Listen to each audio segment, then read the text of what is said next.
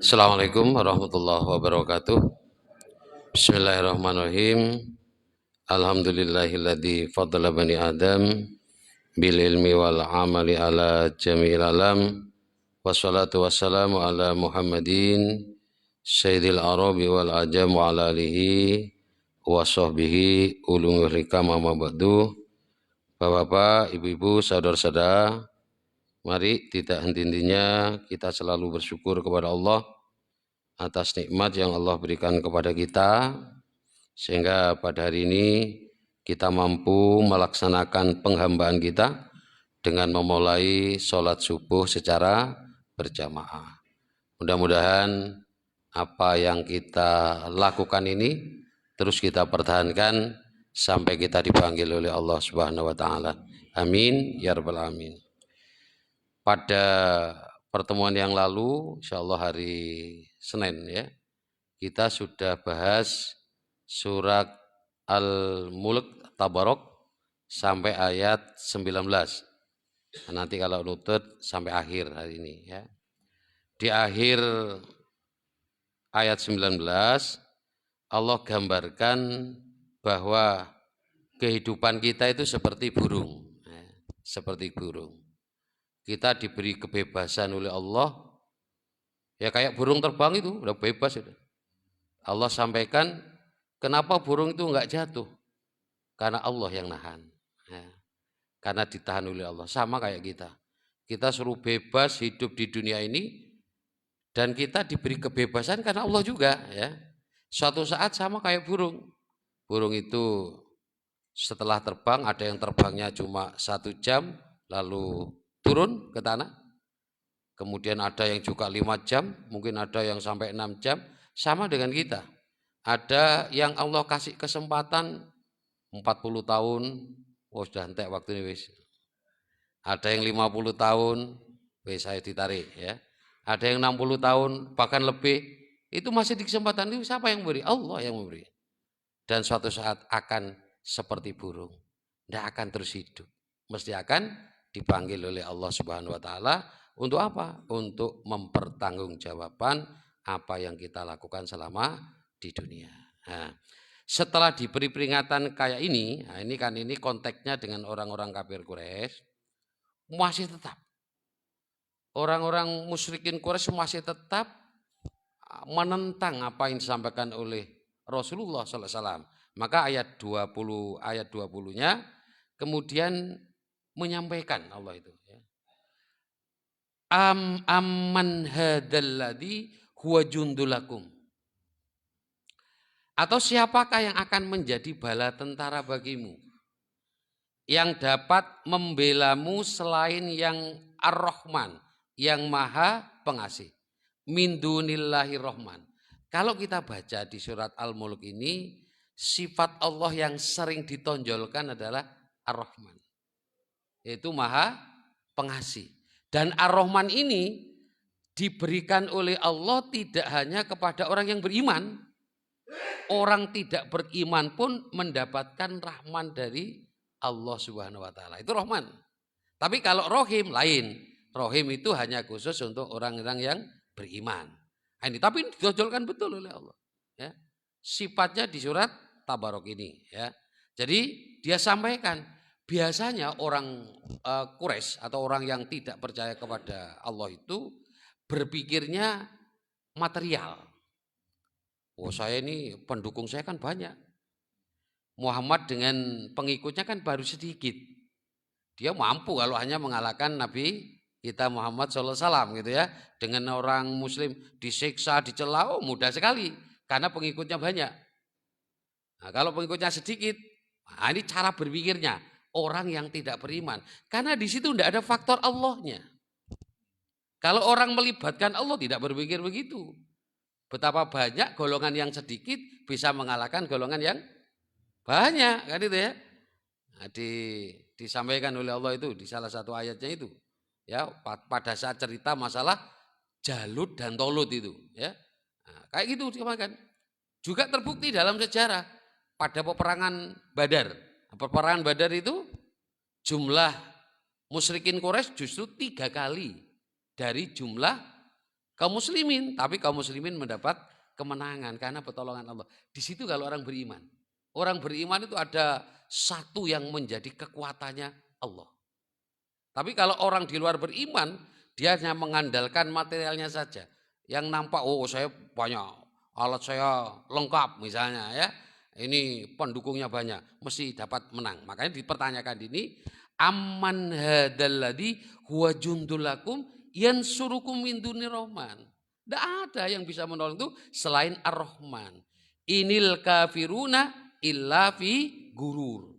Dan orang kafir itu selalu dalam keadaan tertipu.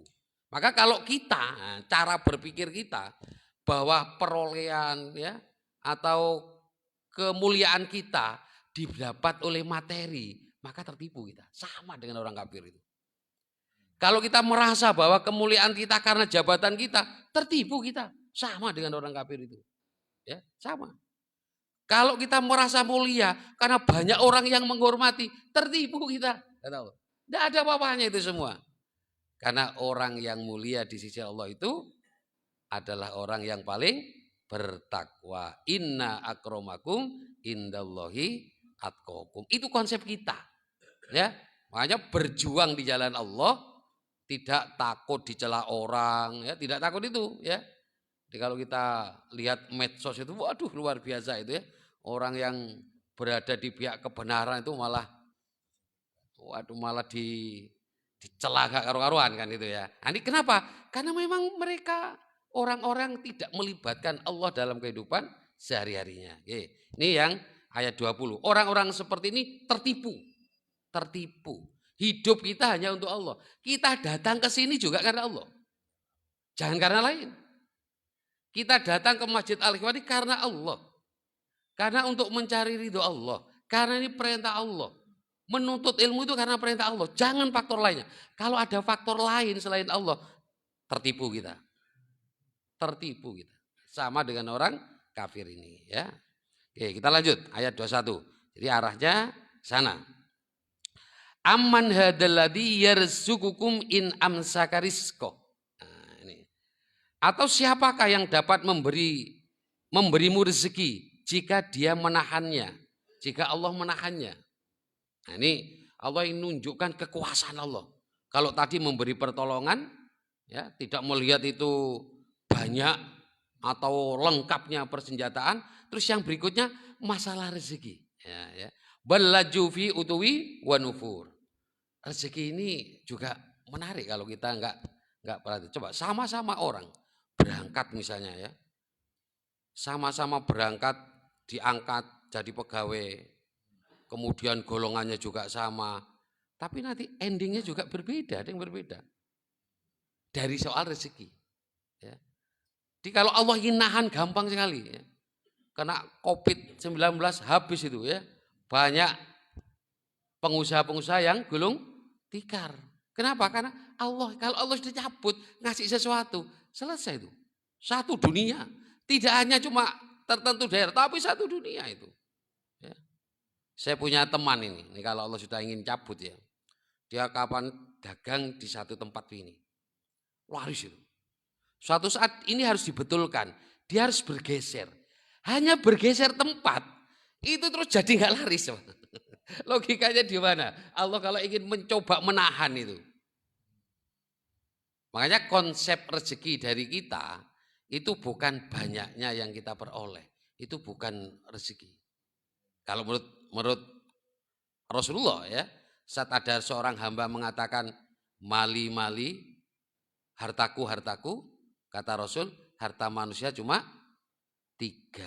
Nah, cuma 3. Apa yang pertama? Yang dimakan habis, itu jadi hartanya.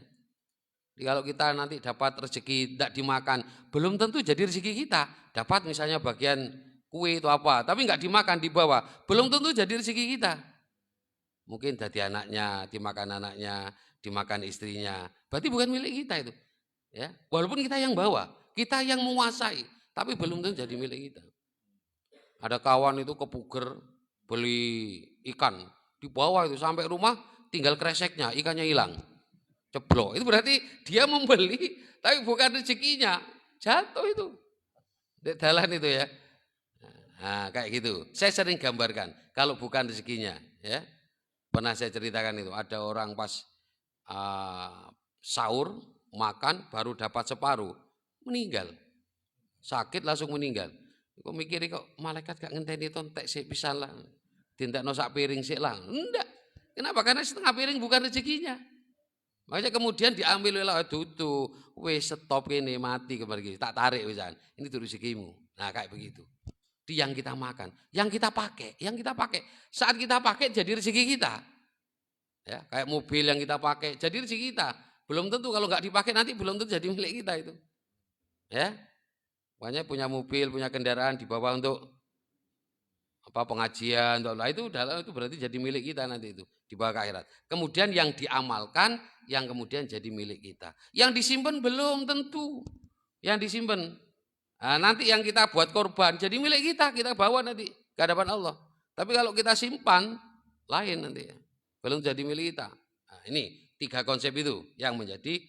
Kalau Allah sudah tahan, enggak bisa orang itu mau. Ya, ono wong usaha wis pakai konsultan nekakno sik rugi ae. Karena memang belum ditahan oleh Allah. Ono sing cuma guyu untuk duit ae gitu ya. Kan ada kayak itu, karena ditahan.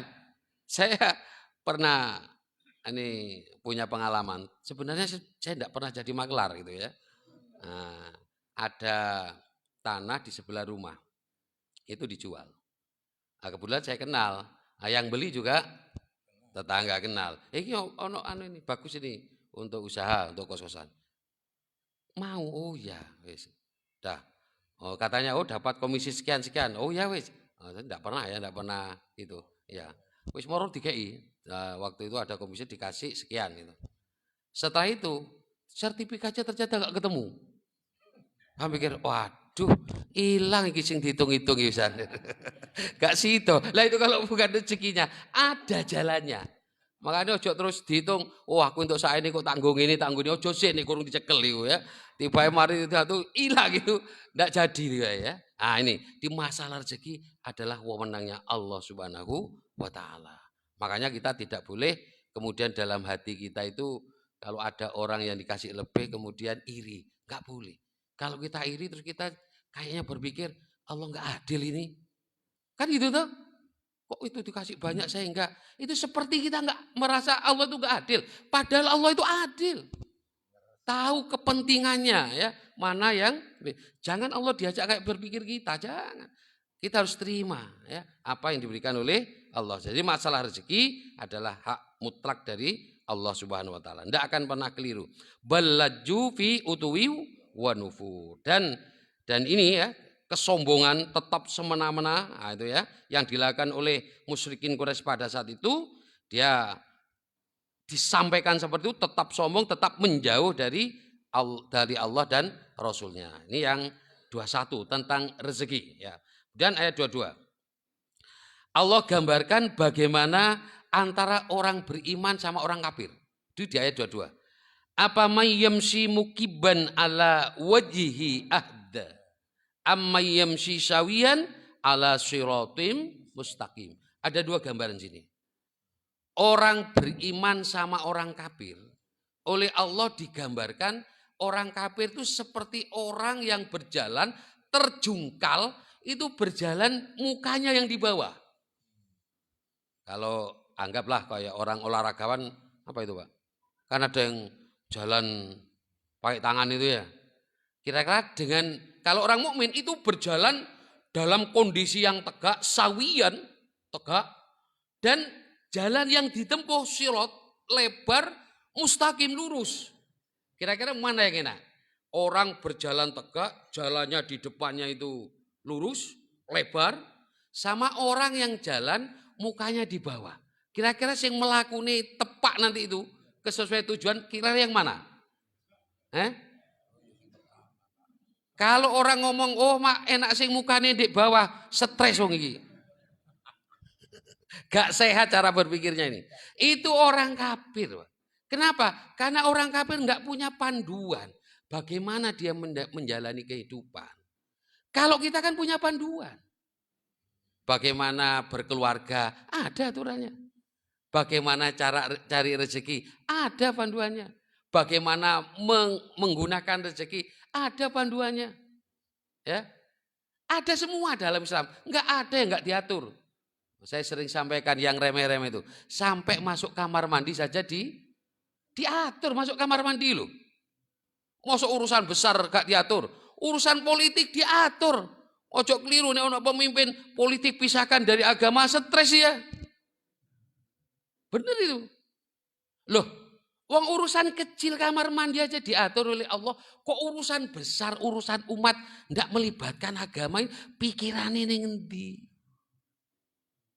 Coba kita pikir ya, coba kita orang beriman loh ya. Kecuali kalau kita golongan nih. Nek golongane ya padha. Iya, agama itu politik harus dilepas dari agama, politik. Oh, yo keliru iku, yo kafir, kelompok kafir iku. Ya, tidak jelas. Islam jelas bagaimana ngurusi umat. Sudah contoh, ada contohnya, ada Rasulullah, ada para sahabat ulama rasyidin. Ini penting, jangan sampai kita terpengaruh oleh ucapan-ucapan yang tidak punya dasar. Ya koyo wong mlaku ndek raine ndek ngisor, nabrak-nabrak. Ya, nabrak apa? Enggak tahu arahnya. Maka itu gambaran yang pertama. Gambaran bagaimana orang menempuh kehidupan, orang yang beriman yang punya uswah, punya teladan Rasulullah, kemudian punya pedoman hidup Al-Quran dan hadis. Enak melakukan ini. Sudah diarahkan. Tinggal jalani. Dengan orang kafir yang tidak punya pedoman ini, usah enak, nabrak-nabrak. Gitu. Nah ini ya, yang pertama. Yang kedua, bisa nyari di akhirat. Di akhirat nanti, orang kafir itu ada orang yang berjalan pakai mukanya. Dalam rangka apa? Dalam rangka untuk merendahkan. Ya, merendahkan orang ini. Karena muka ini kan gitu ya. Muka ini kan sesuatu yang kita hormati, muka ini. Ya, kita hormati betul, dijunjung. Ya, tapi saat orang berjalan di atas mukanya, itu sebagai penghinaan. Untuk penghinaan. Dan nanti ada sampai tanya sahabat itu, ya Rasul, kok bisa ada orang nanti jalan dengan mukanya? Terus Rasul bilang, Allah bisa membuat orang berjalan lewat kaki, apalagi berjalan dengan mukanya. Nah, itu nanti yang akan dialami oleh orang-orang yang kafir.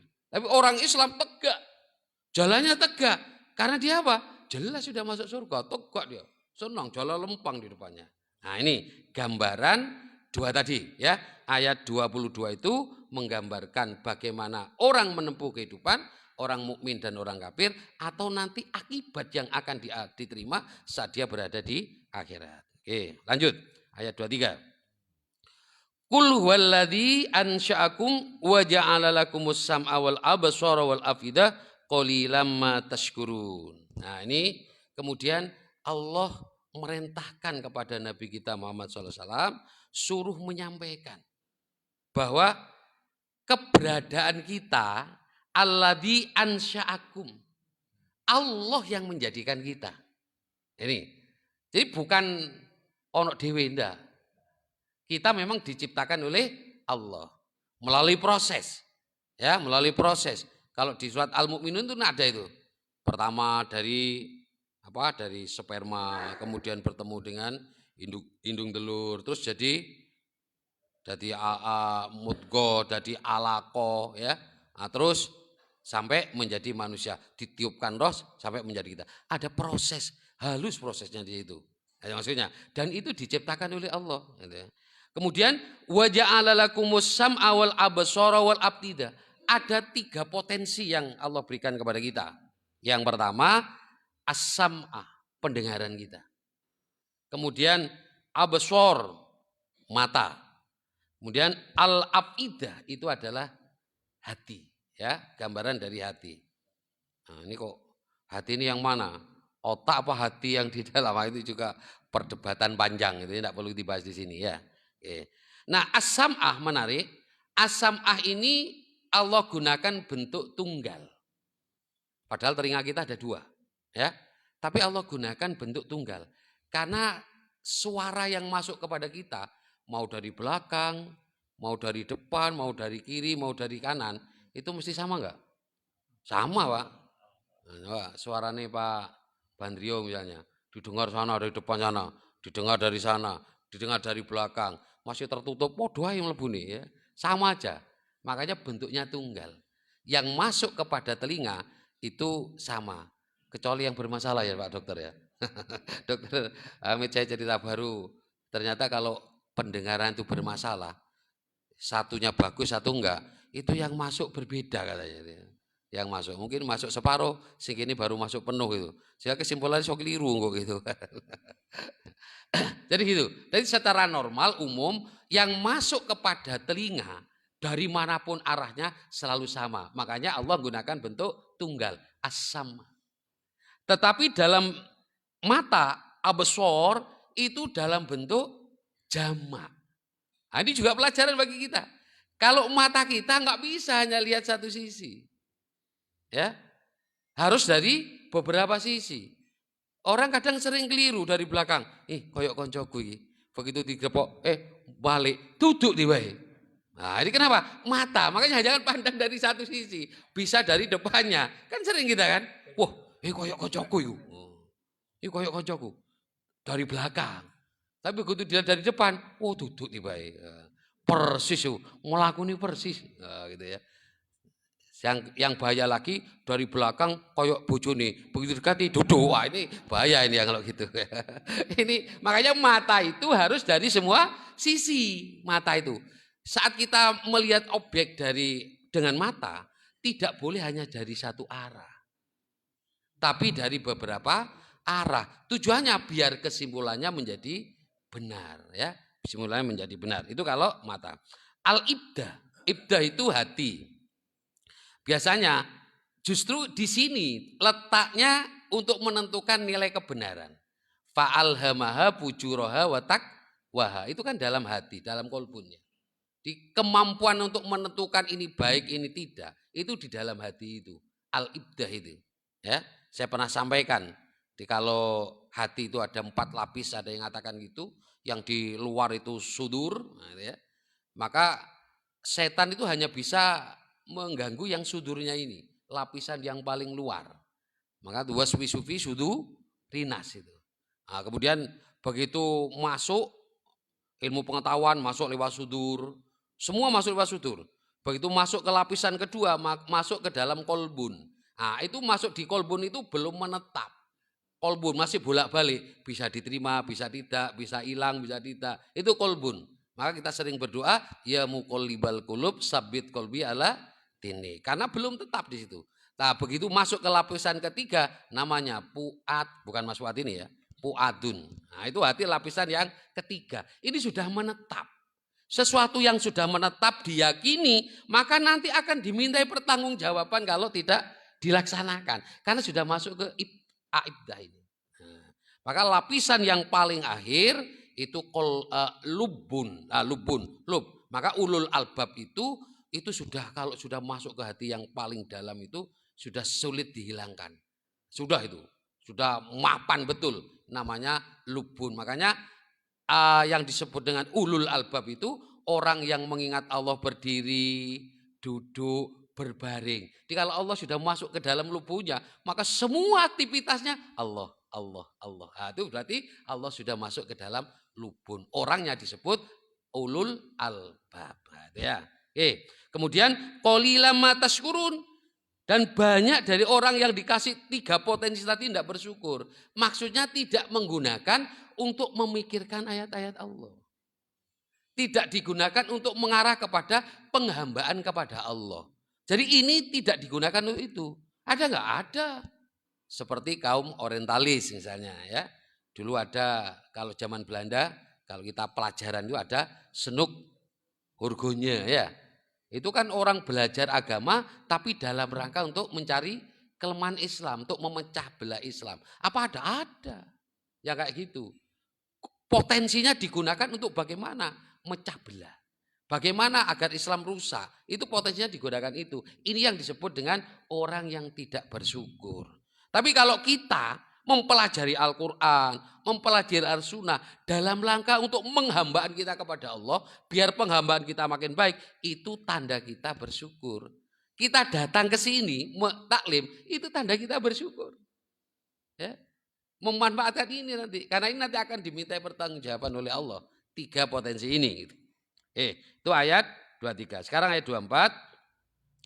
Qul huwallazi dara'akum fil ardi wa ilaihi tusyarun. Dan Allah sampaikan di ayat yang ke-24 itu bahwa berkembang biaknya kita itu adalah Allah yang mendaki.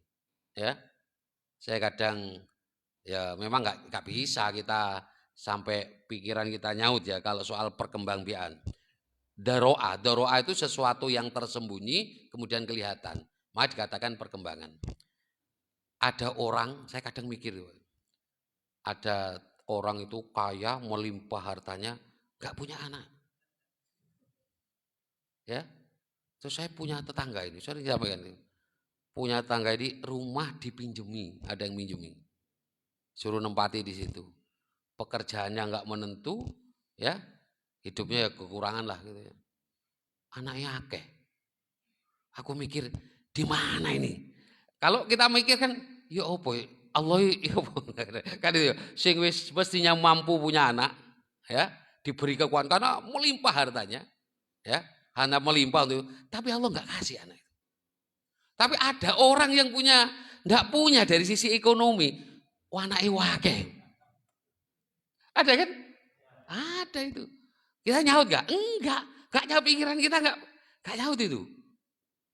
Kok iso ya? Terus muncul keadilan loh, bukan soal keadilan, karena kita enggak tahu di mana rahasianya di situ. Ya. Terus kapan hari saya lihat itu? Ada dekat itu.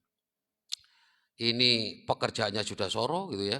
Sudah cari rosokan gitu. Yang laki-laki cari rosokan, ya perempuannya juga begitu cari. Saya lihat kena stroke, Pak. Yang laki-laki stroke. Aku mikir, duh, ya opo ya. Kan gak jauh ta. Nek sing duwe akeh duwe kena stroke itu kan si anakku berobat. Lho iki dienggo pangane golek saat itu. Terus kena stroke. Kan terus aduh. Ya ini ya. Ini dan ternyata di sini kul huwallazi dara'akum fil ardi, dan Allah yang mengembangbiakan. Itu wewenangnya Allah, rahasianya Allah. Ya. Kita nggak bisa adil, enggak adil. Apa yang dilakukan Allah mesti terbaik. Wa ilaihi tusyarun, dan nanti kita akan dikumpulkan kepada Allah untuk dimintai pertanggungjawaban. Jadi kita punya anak banyak, yo podong. Ya.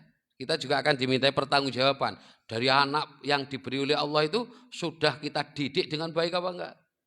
Mesti akan dimintai pertanggungjawaban kita. Ya. Kalau anak kita tidak, kalau kita sudah didik dengan baik, terus kemudian apa?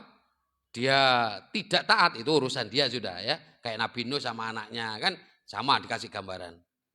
Saya dulu pernah diprotes oleh anak saya itu, ya. Saya kadang mikir, duh, dia bilang gini, kan SD-nya Islam, SMP-nya Islam, sekarang SMA-nya juga Islam, di Islam lah. Saya ambil sekolah yang Islam.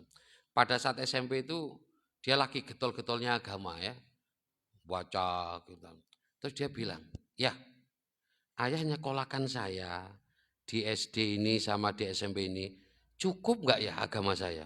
Coba, saya ditanya kayak gitu, cukup nggak ya? Memberi bekal saya hidup dengan hanya menyekolahkan itu ya, sudah cukup ya.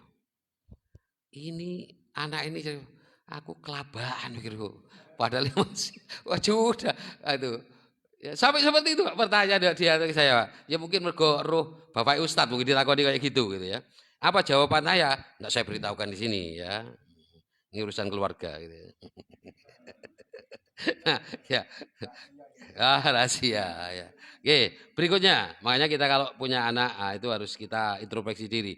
Wis bener enggak cara didik kita? Sudah mengenalkan keagamaan dengan maksimal apa enggak? Kemudian ayat 25. Nah, ini yang jadi sering dilakukan oleh orang kafir Quraisy itu, biasanya tidak percaya pada hari akhir. Maka di ayat 25 itu dia menyampaikan wa yaquluna. Di orang-orang kafir Quraisy itu menyatakan wa yaquluna mata hadzal wa'du. Kapan datangnya kiamat itu? Tujuannya apa? Untuk ngolok-ngolok itu. Bukan pertanyaan yang benar. Bukan takon, kapan sih kiamat teko? Bukan, tapi ngolok-ngolok. Loh kamu janji kan akan ada hari kiamat. Nanti akan ada perhitungan. Ayo kapan? Nek kon pancen bener. Nah gitu maksudnya. Di dalam maka mengorok-ngoloknya. In kuntum shodiqin, nek kamu bener. Nabi bener dengan Pak, ayo. Kapan? Nah, ini tantangan. Bukan tantangan pertanyaan yang sebenarnya, tapi ejekan. Ejekan. Kenapa orang-orang kafir itu kok tidak percaya pada hari akhir? Ini kan sulit percaya pada hari akhir ya. Ada beberapa analisa. Yang pertama, karena mereka merasa kalau ada hari akhir, nanti perbuatan saya yang sewenang-wenang dimintai pertanggungjawaban. Maka dia tidak percaya. Maka berbuat seenaknya, gitu ya. Orang berbuat seenaknya karena dia merasa tidak ada tanggung jawab nanti. Gitu. Terus yang kedua, dia punya kenikmatan, dapat kenikmatan. Nah, gitu ya, dapat kenikmatan. Nah, ini hari akhir bukan ditanggung pertanggungjawaban ini juga. Kenikmatan diberikan oleh Allah. Makanya dia tidak percaya di situ. Dan itu banyak yang masalah akhir-akhir itu bermasalah. Padahal sudah dibuktikan di dalam Al-Qur'an. Al-Quran banyak bukti yang di dalam Al-Quran. Contoh misalnya saat ada seorang Nabi Bani Israel berjalan satu negeri, negerinya hancur.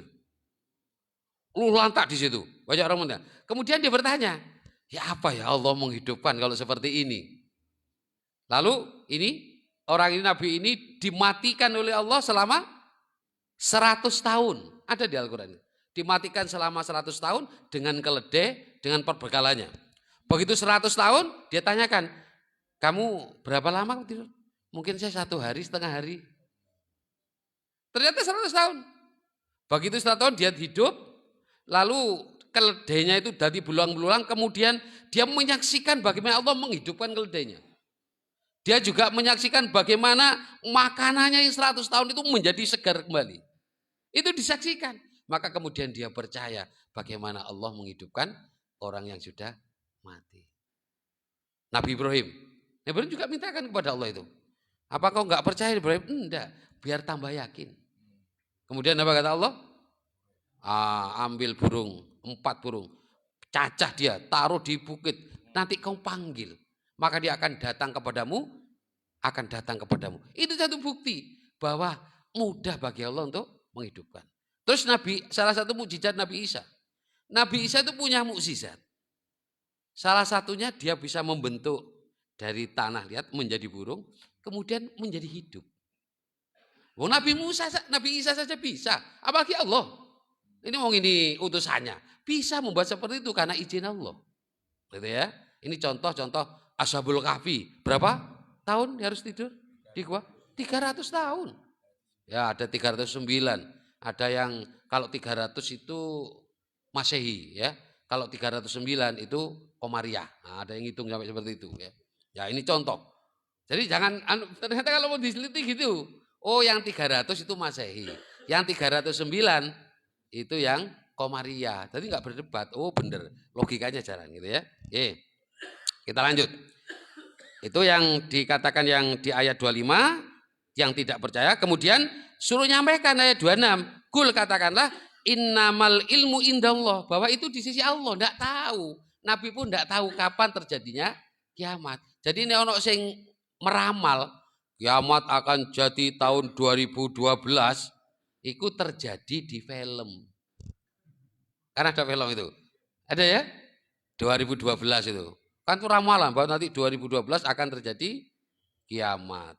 Ono neng film. Tidak ada, karena enggak ada. Nabi pun tidak diberitahu oleh Allah kapan terjadinya itu kiamat. Makanya mengatakan suruh jawab innamal ilmu indal Allah, di sisi Allah. Wa innama ana nadhirum mubin. Jadi Nabi itu hanya nyampaikan peringatan yang nyata. Mubalik itu hanya nyampaikan. Oh ini loh, Dayat. Nek ditakoni apa wis ono sing mati balik? Ya gak ono. Misalnya ada orang tanya, apa ada orang ngomong akhirat, yang mati sudah ada yang balik enggak? Enggak ada pernah yang balik. Kan ada orang yang tidak percaya ngomong itu. Ya. Nah, ini apa? Oh, ya Megawati jadi ya. Karena orang meninggal tidak balik. Ini kan salah satu ciri nggak percaya akhirat. Maka perbuat aja nanti seenaknya ya. Ya apa mukai di bawah itu ya. Oke, dan ayat 27 Allah gambarkan bagaimana nanti yang akan dialami oleh orang-orang yang kafir ya, orang-orang yang tidak beriman. Falamma ra'auhu zulfatan si'at wujuhul ladina kafaru ya. Di nanti begitu dia sudah dibangkitkan, ini digambarkan. Jadi tidak bisa dibuktikan. Tidak bisa dibuktikan. Bahwa begitu nanti melihat namanya siksa, wajah orang kafir itu langsung menghitam, muram. Ya, sama kayak kita ya. Kalau kita itu sudah ketok misalnya di usaha, iki hati bangkrut, guyu ora? Mesti muram kita. Atau ada sakit misalnya, kemudian oleh dokter Pak nggak suwi sampean paling rong dino kes mati sampean. Kira-kira guyu-guyu nggak? Mesti muram, itu ciri khas. Artinya alami seperti itu. Tapi kalau nanti dikembalikan kepada Allah ya enggak pengembaliannya. Dan ini nanti akan dialami orang-orang yang kafir yang nggak percaya itu. Bahkan begitu lihat siksa, maka dia akan berwajahnya akan menghitam ya. Tak kena ketakutan. Ya. Kalau kita bersalah misalnya, nggak ngewosim, nggak opo ya, terus ono razia. Kira-kira ya bingung apa? Duwe kesalahan, gak ngosim gitu ya. Karena coba gowo, tenang, polisi ini diwasi, Pak. Soalnya lengkap, ya. Tapi nih gak duwe, wetok gaya tenang, tapi ora tenang gak jane gitu ya. Atau miring-miring, melok mobil, ben gak ketok, itu cirinya, ya. Apa saya ngalami? Enggak, saya lengkap. Nah, itu contoh. Jadi nanti seperti itu dan memang kayak gitu yang digambarkan dalam Al-Qur'an ya, dalam Al-Qur'an. Oke. Kemudian wakilah hadzal ladzi kuntum bihi tadun. Nanti akan disampaikan, iki lho. Sing dulu kamu minta itu ini sekarang jadian. Nanti akan digitukan. Kamu kan minta dulu kapan kiamat, kapan pembalasan. Ini sekarang wis. Sekarang ini nanti akan disampaikan seperti itu kepada orang-orang yang tidak percaya. Oke, lanjut. Nanti Kak mari. 28. Nah, kul araitum in ahlakani Allah wa mamma ya aurahimana pamayujirul kafirina min adzabin alim. Nah, berikutnya dikatakan biasanya, Pak. Jadi kalau orang kafir itu nganu orang beriman nih kok sih tetap jalan, maka harapan terakhirnya ndang mati wis. Nah, itu. Mesti mendoakan itu ya. Kok gak mati-mati to iki ngono ya. Karena kalau jadi persaingan itu arahnya gitu. Kok bersaing terus kok sehat terus misalnya ya. Ini persaingan. Mantar mati, bintang mati. Ah ini dan harapan seperti itu disampaikan di ayat 28 itu kul aroaitum in alakani Allahu seandainya Allah mematikanku kata Rasul wa mammaiya dan orang-orang bersamaku aurohimana atau Allah itu menghidupkan aku dan memenangkan aku.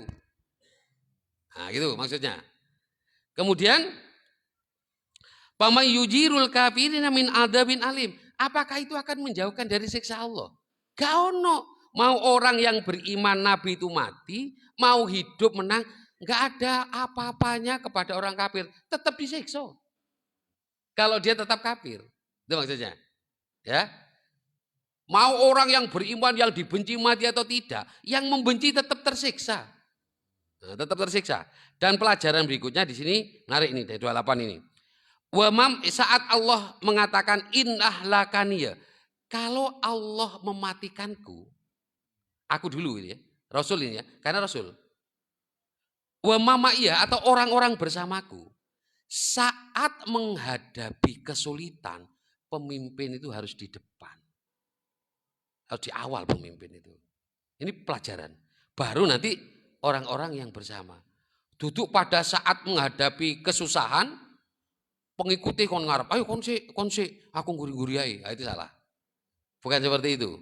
Ya, saya ingat betul pembina kita, Bapak Samsul Arifin yang lagi kondisi sakit, mudah-mudahan disembuhkan oleh Allah. Beliau itu mesti yang terakhir kalau sesuatu. Mari kabeh baru beliau. Itu contoh yang baik. Sama kayak Rasulullah SAW sama kayak gitu. Dia menjadi contoh terdepan pada saat perang Uhud. Begitu kaum muslimin porak-poranda, Rasul mengatakan apa? Aku Rasul. Itu dalam rangka apa? Ini loh Rasul. Karena yang jadi kejaran. Biar lari ke sini. Itu seorang pemimpin.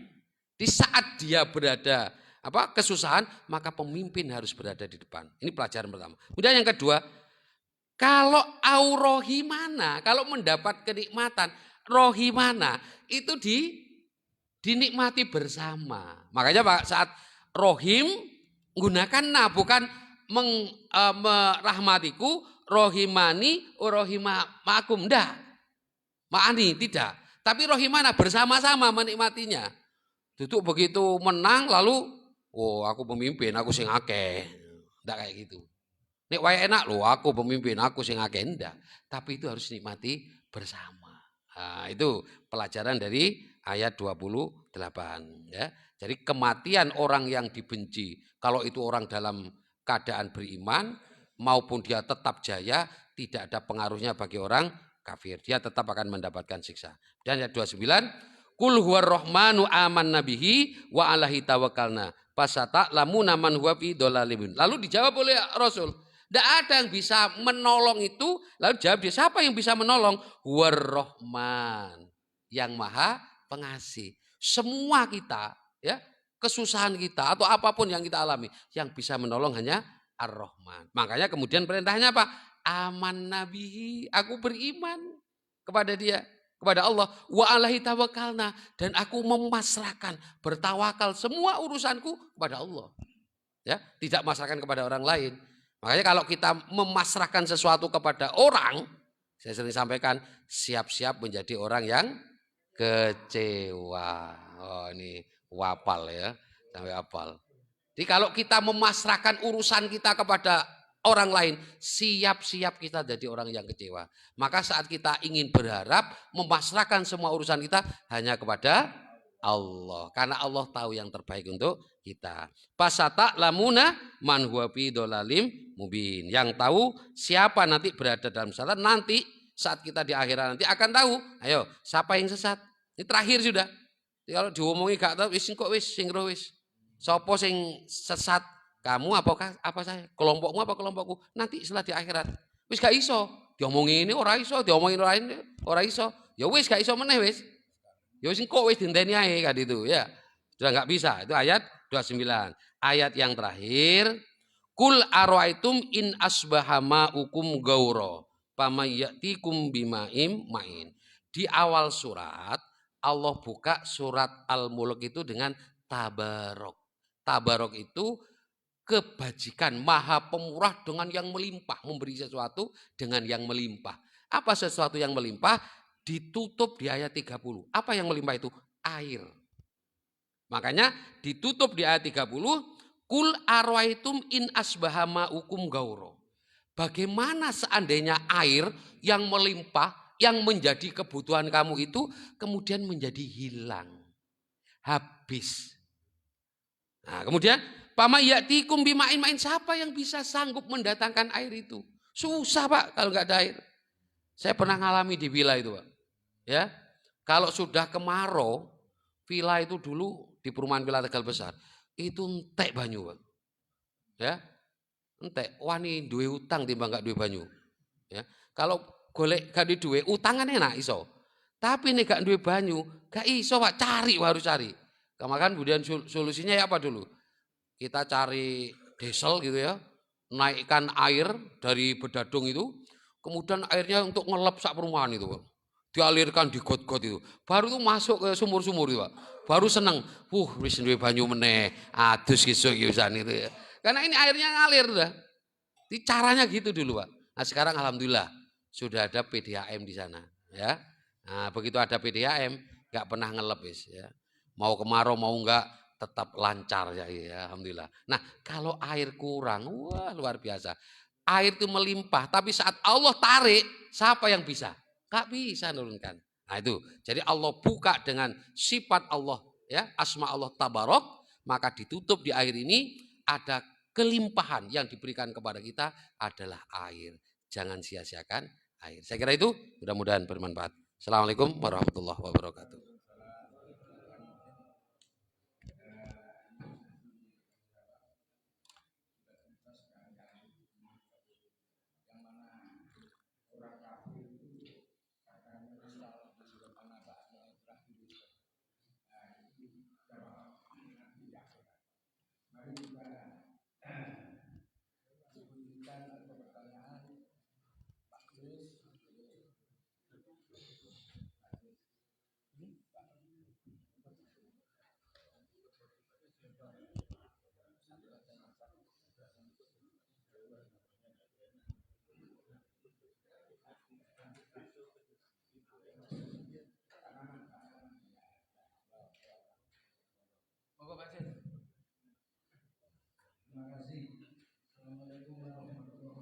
Waalaikumsalam warahmatullahi wabarakatuh.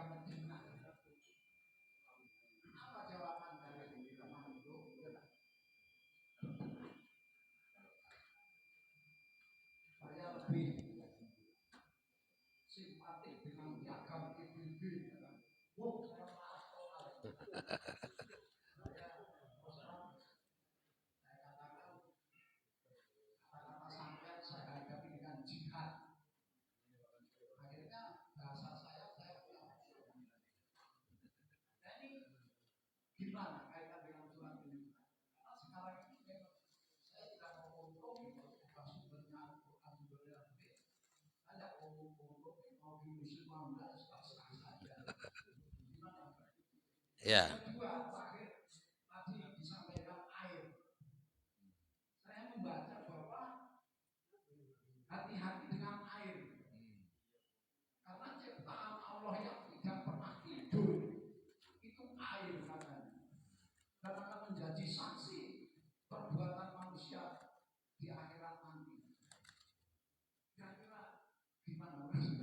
ya, ya.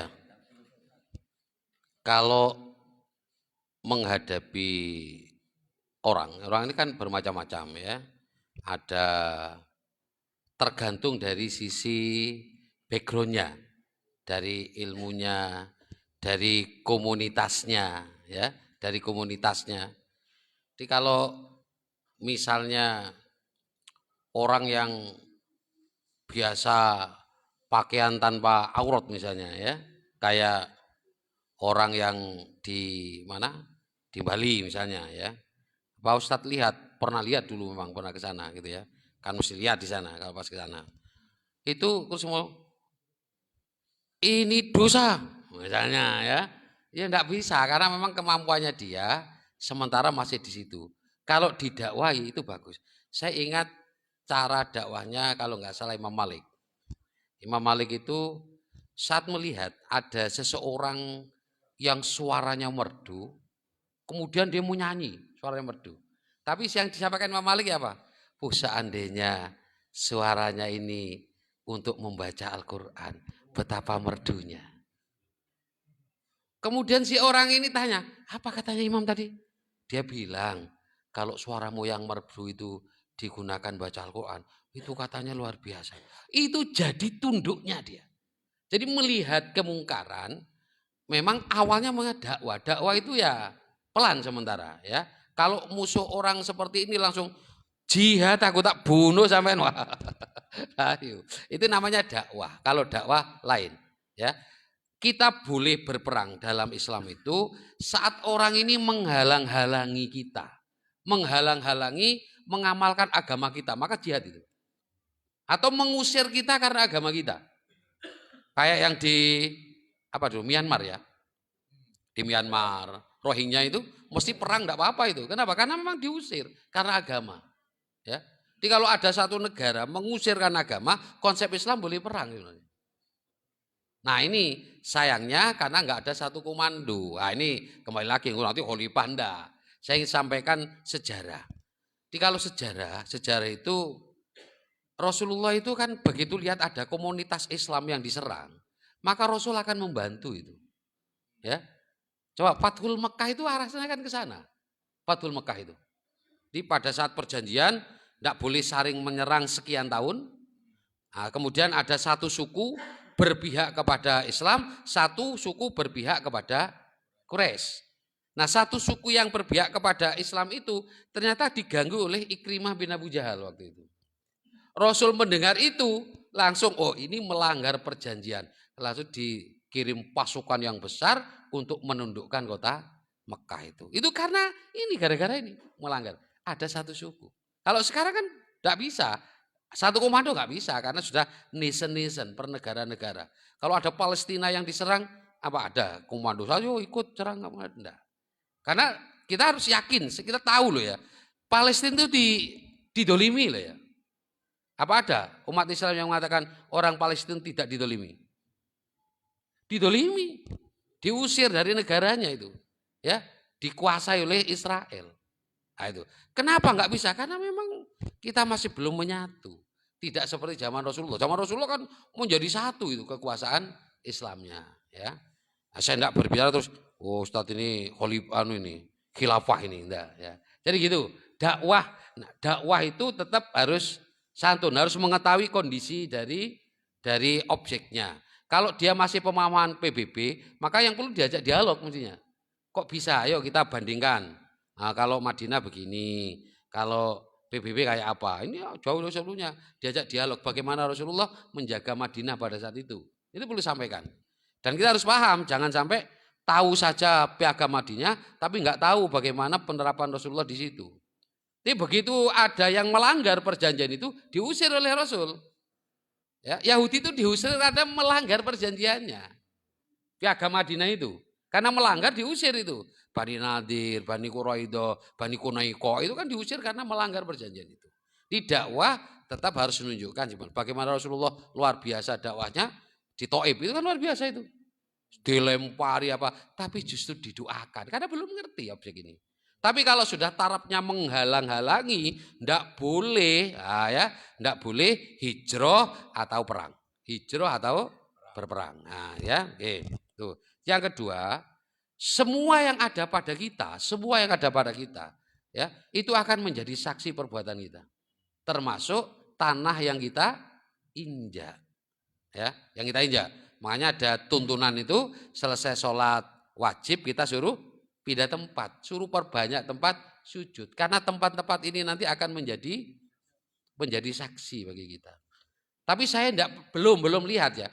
Kalau sholat sunnah, mari sholat sunnah berikutnya pindah tempat, saya belum.